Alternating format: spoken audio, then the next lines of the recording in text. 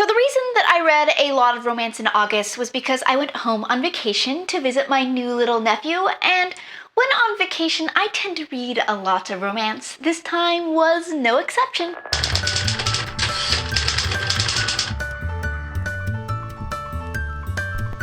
I finally read The Rosie Project by Graeme Simsion. I've been on hold for this at the library for 6 months, and it was totally worth it. I see what all the hype is about. I loved it. For those who have not read it, this is told from the perspective of a college professor, similar to Sheldon from The Big Bang Theory. It's about his quest to find a wife in the most scientific method possible.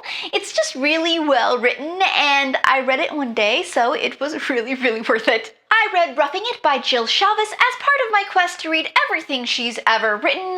This one takes us about 12 years back to her 2003 writing era. So there's this guy who works with trees, and he has to rescue this girl who has a tree fall through her roof. It's not Jill Chalvis's best.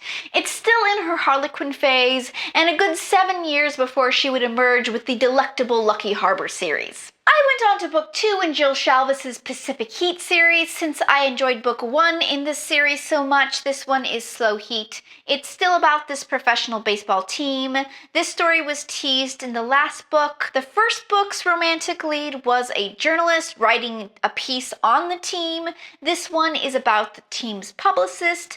This was cute. I think I still liked book 1 better, but there's nothing much to complain about in this one. It was still really cute. Next up in my Jill Chalvis quest was Smart and Sexy Sky High Air Book 1. This was in 2007, so still before her Renaissance period, which is the Lucky Harbor series, and it's just missing that little spark. This is about a pilot and a rich lady in crisis who stows away on his plane. I just didn't like Bailey, that was the female lead. Her decisions and reactions weren't logical to me. Book 2 though is supposed to be better, so I'll try that out. Love and Shenanigans by Zara Keene. I think this might be one of the ridiculous titles that Amanda found me. It certainly sounds like it. It's about love in Ireland, if you couldn't guess by the title. So get this, she's the maid of honor in her cousin's wedding, but she figures out on the day of the wedding that like years before, she'd accidentally married the groom in Vegas and they were still married. Cue rest of story, and a lot of really random things happen. There's a lot of suspenseful setups in this, which apparently were just there to kind of worry you a bit because they don't ever really pay off.